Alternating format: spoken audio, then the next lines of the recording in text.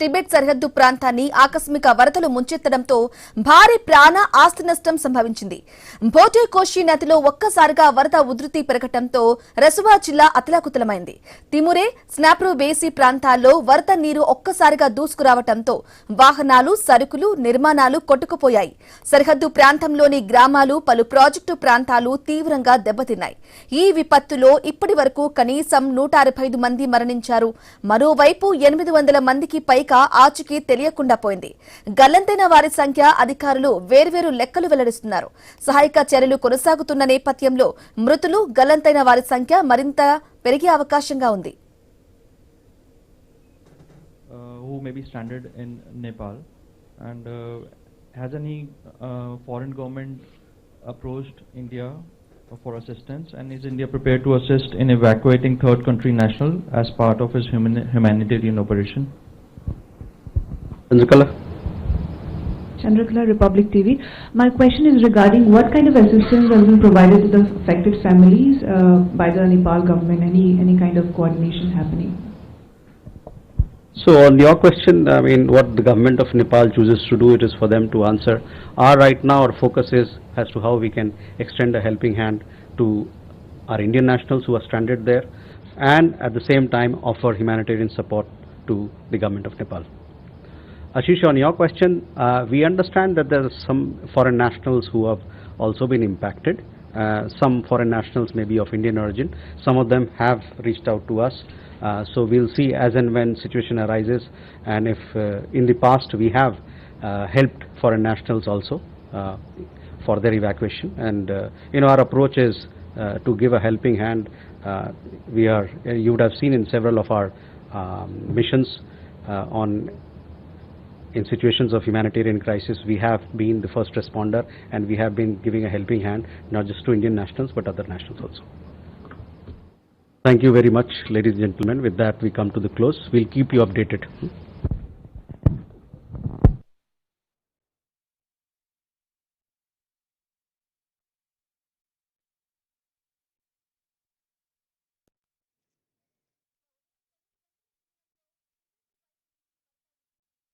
కోషి నదిలోకి వచ్చినట్లు సమాచారం.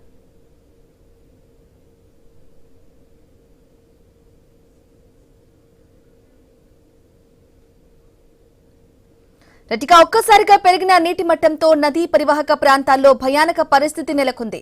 రసువా జిల్లాలోని తిమురే, స్క్రాపు బేసి ప్రాంతాల్లో ప్రజలు తేరుకునే లోపే వరద నీరు భారీగా దూసుకొచ్చింది.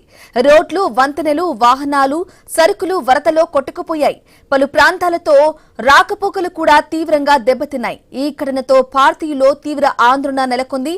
ప్రభావిత ప్రాంతం కైలాస మానస సరోవర్ యాత్ర మార్గానికి సమీపంలో ఉండటంతో పెద్ద సంఖ్యలో భారతీయ యాత్రికులు అక్కడ చిక్కుకున్నారు.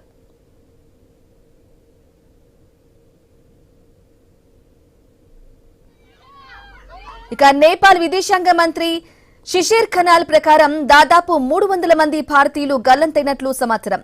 అయితే నేపాల్ టూరిజం బోర్డు వెల్లడించిన గణాంకాల్లో భారతీయుల సంఖ్య దీనికంటే తక్కువగా ఉంది. అందువల్ల గల్లంతైన భారతీయుల అసలు సంఖ్యపై అధికారిక ధృవీకరణ కొనసాగుతోంది. నేపాల్లోని ఈ ఘోర వరదల్లో ఇతర దేశాలకు చెందిన పర్యాటకులు, పౌరులు కూడా గల్లంతయ్యారు. భారతీయులతో పాటు America, Ukraine, Malaysia, Australia, Britain, Canada తదితర దేశాలకు చెందిన వారు ఆచూకీకి అందక పోయింది. ఇక చైనా విదేశాంగ శాఖ కూడా నేపాల్ వైపు ప్రభావిత ప్రాంతంలో దాదాపు 100 మంది చైనా పౌరులు గల్లంతైనట్లు తెలిపింది. అయితే ఈ సంఖ్యను నేపాల్ అధికారులతో కలిసి తమ రాయబార కార్యాలయం ధృవీకరిస్తోందని చైనా వెల్లడించింది.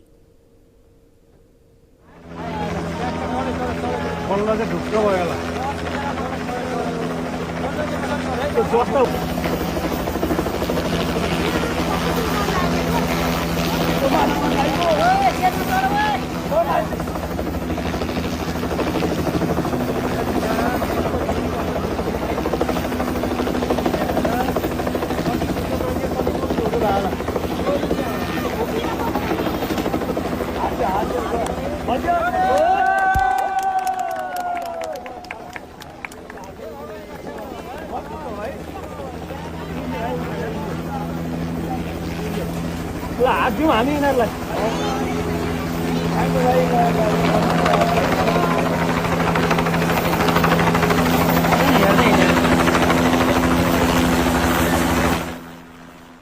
ఇక వరదల తీవ్రత నేపథ్యంలో నేపాల్ ప్రభుత్వం సహాయక చర్యలను వేగవంతం చేసింది.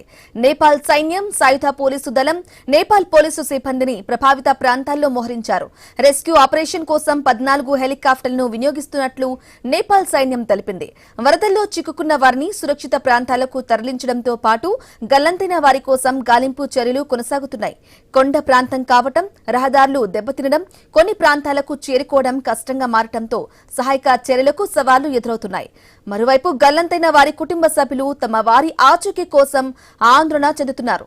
ముఖ్యంగా భారతీయ యాత్రికుల కుటుంబాల్లో తీవ్ర ఉత్కంఠ నెలకొంది.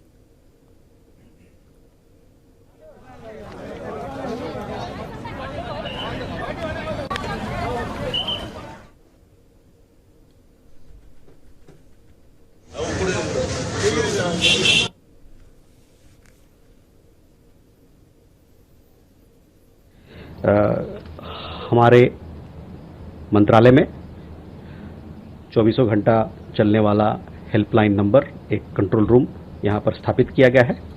इसके जो भी नंबर हैं, व्हाट्सएप नंबर, उसके अलावा फ़ोन के नंबर, ईमेल वगैरह, वो सब एक्स पोस्ट के माध्यम से लोगों तक पहुँचाया जा रहा है. और साथ ही साथ हमारे दूतावास नेपाल में और बीजिंग में दोनों, वहाँ भी 24 घंटा लगातार वो वहाँ पर हेल्पलाइन चला रहे हैं और लोगों को सहायता प्रदान कर रहे हैं. वो जो 21 लोगों की जो बात हमने कही कि 21 लोग तमिलनाडु से जिनको रेस्क्यू किया गया है, उनकी जानकारी हम आपको हमारे एक्स पोस्ट के माध्यम से दे रहे हैं, उनका नाम दे रहे हैं ताकि उनके परिवारजन को और उनके लोगों को तक ये बात पहुँचे. ఇక నేపాల్లో ప్రకృతి విలయం సృష్టించింది. టిబెట్ సరిహద్దు ప్రాంతానికి ఆకస్మిక వరదలు ముంచెత్తడంతో భారీ ప్రాణ ఆస్తి నష్టం సంభవించింది. ఇక దీనికి సంబంధించి విశ్లేషణ అందించడానికి మనతో పాటు ప్రముఖ విశ్లేషకులు మన్నెం కోటేశ్వరరావు గారు కూడా అందుబాటులో ఉన్నారు. సార్ నమస్కారం సార్. నేపాల్లో వరద అయితే బీభత్సం సృష్టించింది. ఆ విజువల్స్ చూస్తున్నట్లే కూడా చాలా భయానక వాతావరణం, భీతాహక వాతావరణం కూడా కనిపించింది. చాలా మంది గల్లంతయ్యారు. ఇంకా వారి ఆచూకీ కూడా ఎటువంటి లభించలేదు. మృతుల సంఖ్య కూడా ఇంకా పెరిగే అవకాశం ఉన్నట్లుగా కూడా వస్తోంది. అయితే సహాయక చర్యల్లో కూడా సాంకేతిక సమస్య కూడా ఉంది. సహాయక చర్యలు చేయడానికి కూడా కొండలు, మట్టి, బురద ఉండడం వల్ల కూడా సహాయక చర్యలు కొంత ఆటంకం అయితే కలుగుతుంది అన్నట్లుగా కూడా వినిపిస్తుంది. సార్ ఏం చెప్తారు? హిమాలయ ప్రాంతం, లోయలు, గుట్టలు, కొండలు ఇవన్నీ కూడా ఉన్నటువంటి స్థితి. రెండోది టిబెట్ సరిహద్దు నుంచి, టిబెట్ వైపు నుంచి వచ్చినటువంటి వరద, అదే విధంగా నేపాల్ లో కూడా అది కలిసి మొత్తం మీద రెండు చోట్ల కూడా, టిబెట్ లో కూడా చాలా మంది గల్లంతయ్యారని, దాదాపు 500 మంది గల్లంతయ్యారని చెప్తున్నారు. నేపాల్లో ఇంకా పెద్ద సంఖ్యలో ఉన్నారనేటువంటిది కూడా మనకు వస్తున్నటువంటి వార్త. ఈ అనూహ్యమైనటువంటి ఈ జల ప్రళయం ఎట్లా జరిగింది, ఎందుకు జరిగింది అనేటువంటిది ఇప్పటికీ ఇంకా ఒక స్పష్టత రాలేదని కూడా చెప్తున్నారు. మొదట ఎర్త్ క్వేక్, భూకంపం అని చెప్పారు. కానీ తర్వాత అమెరికా శాస్త్రవేత్తలు అది భూకంపం కాదు అని వాళ్ళ పరిశీలనలో తేలిందని కూడా వాళ్ళు కూడా ప్రకటించారు. అందువల్ల ఆకస్మికంగా ఈ విధమైనటువంటి వరదలు ఎందుకు వచ్చాయి, అటు టిబెట్ లో కానీ లేకపోతే నేపాల్ లో కానీ ఇలాంటి వాటిని ముందుగా హెచ్చరించేటువంటి సూచనలు కానీ లేవా, లేకపోతే వాళ్ళకు కూడా అందనంతటి ఆకస్మికంగా జరిగాయనేటువంటిది మనకి ఇంకా తెలియదు. ముందు ఆ వివరాలు తెలుసుకోవడానికంటే బాధితులుగా ఉన్నటువంటి వాళ్ళని రక్షించడానికి రెండు చోట్ల కూడా ప్రయత్నాలు జరుగుతున్నాయి. దానిలో మన ప్రభుత్వం కూడా వెంటనే స్పందించి మానవతాపూర్వకమైనటువంటి సహాయాన్ని అందించింది. ఎవరైనా కానీ అందుబాటులో ఉన్నటువంటి ఏ దేశమైనా కానీ అదే చేయాలి. మన దేశం అదే విధంగా వ్యవహరించింది. చైనా కూడా తన వైపు నుంచి సహాయక చర్యలు ప్రారంభించినట్లుగా మీడియాలో వార్తలు వస్తున్నాయి. మొత్తం మీద ఇది ఒక విషాదాంతంగా మారినటువంటిది.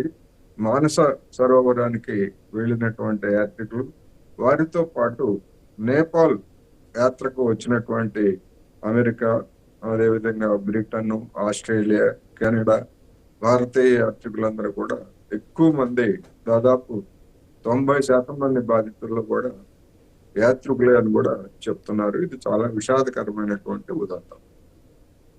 ఎస్, అలాగే సార్ ఈషా ఫౌండేషన్ కి సంబంధించి కూడా 77 మంది కూడా వారి ఆచూకీ లభించలేదు, ఎటువంటి కాంటాక్ట్ కూడా లేదు అంటూ కూడా జగ్గి వాసుదేవ్ వారు కూడా కన్నీరు పర్యంతమయ్యే కూడా చూసాము.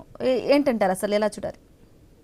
అంటే ఈషా ఒక సంస్థ తరఫున వెళ్ళినటువంటి వాళ్ళు కావచ్చు, లేదా వ్యక్తిగతంగా లేదా ఇతరత్ర బృందాలుగా మనకు తెలుసు మానస సరోవరానికి ఎట్లా వెళ్ళేది ఏమిటం అనేటువంటిది.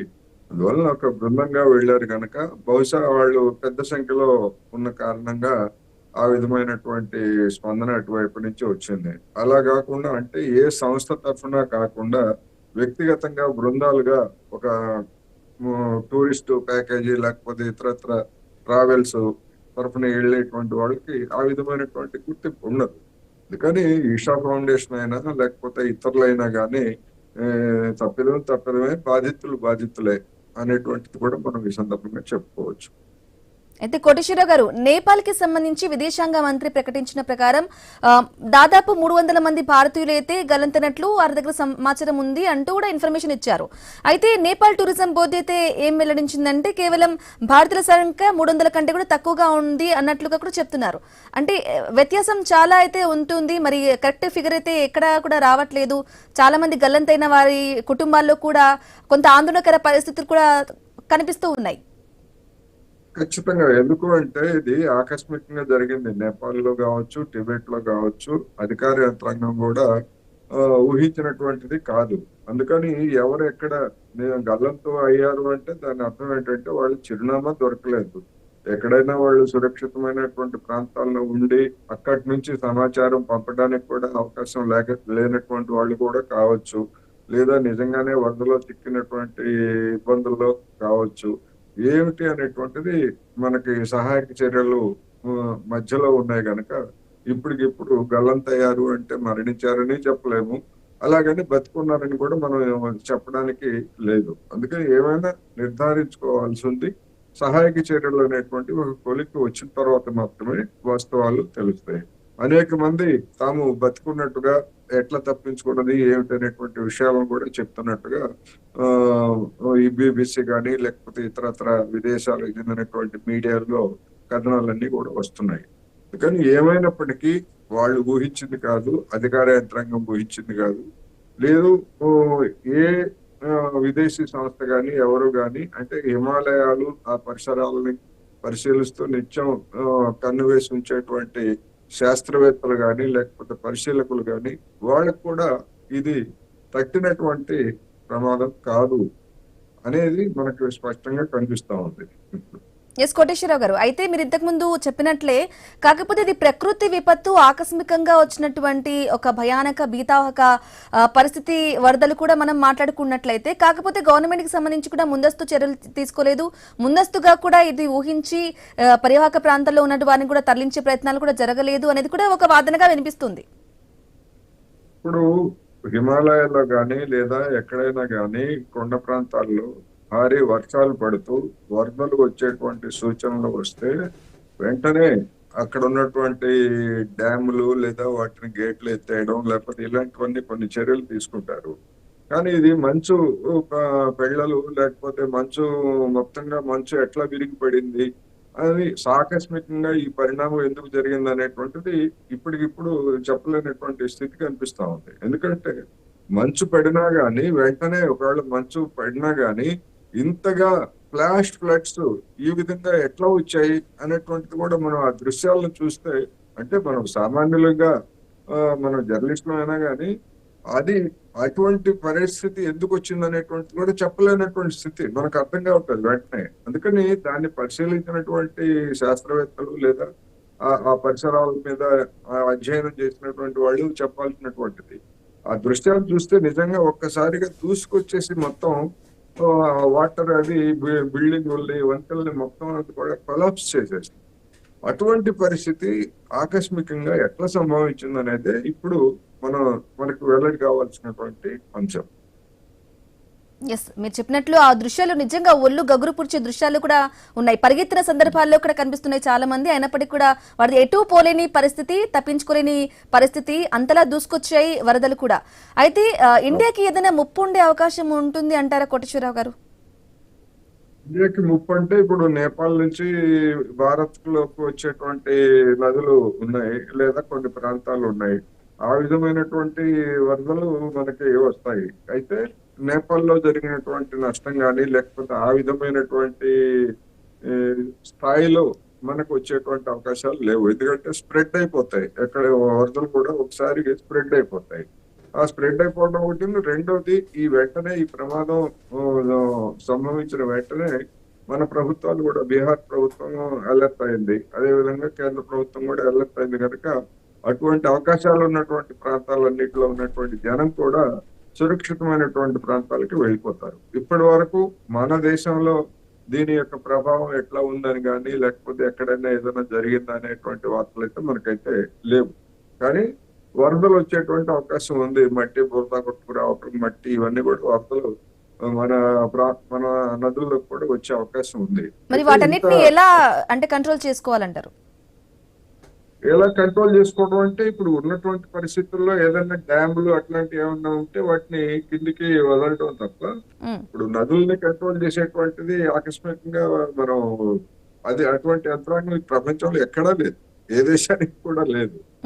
ఇప్పుడు ఏదైనా డ్యాములు ఉన్నాయనుకోండి, హైడ్రో ఎలక్ట్రిక్ ఇవన్నీ ఉన్నాయనుకోండి, వాటన్నిటిని ఏంటంటే గేట్లు ఎత్తేసి ఎక్కువ నష్టం జరగకుండా ఫ్లోగా కిందికి వెళ్ళిపోయే విధంగా వదులుతారు.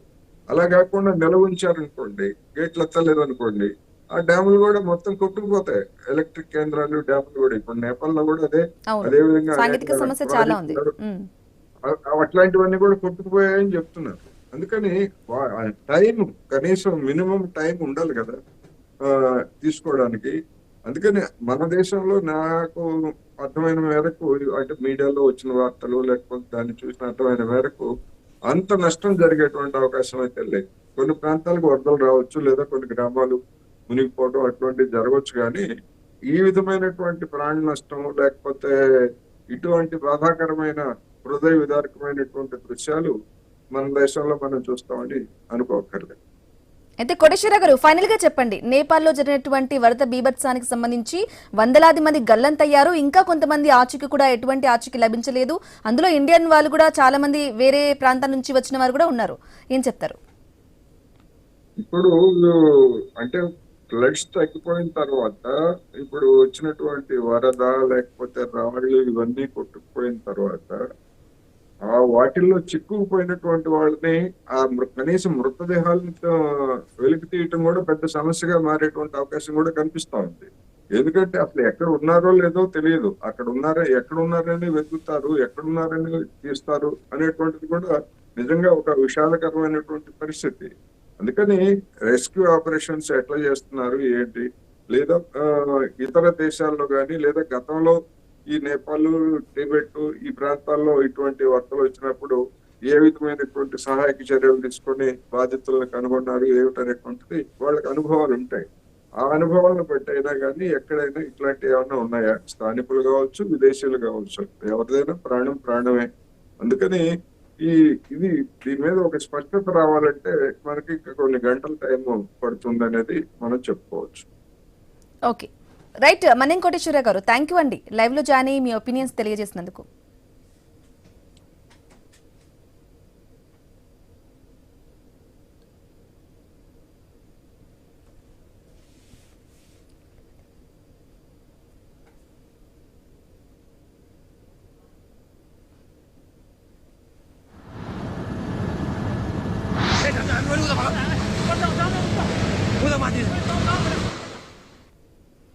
ఇక నేపాల్లో ప్రకృతి విలయం బీభత్సం సృష్టించింది. టిబెట్ సరిహద్దు ప్రాంతాన్ని ఆకస్మిక వరదలు ముంచెత్తడంతో భారీ ప్రాణ ఆస్తి నష్టమైతే సంభవించింది.